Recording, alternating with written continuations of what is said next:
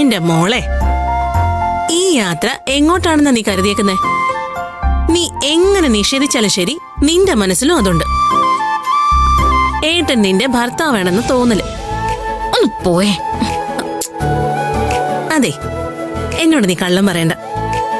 പിന്നെ ഞങ്ങളുടെ മുന്നിലൊക്കെ ഇത്ര നിഷേധം പറഞ്ഞിട്ട് നീ കള്ളത്തരം കാണിക്കുന്നുണ്ടോന്ന് ഞങ്ങൾക്ക് സംശയമുണ്ട്. എന്ത് കള്ളത്തരം? എന്നെ കൊണ്ടൊന്നും അറിയിപ്പിക്കണ്ട.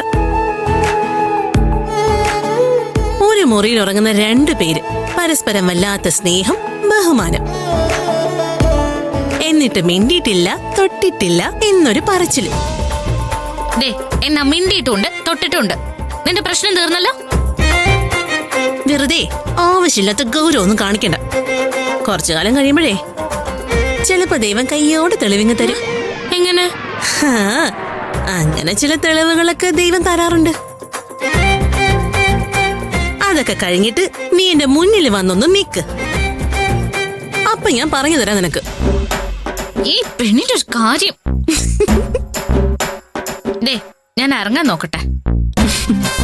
ഇല്ലെങ്കിലേ ചിലപ്പോ 10-ാം വട്ടം ഗേറ്റ് പൂട്ടും.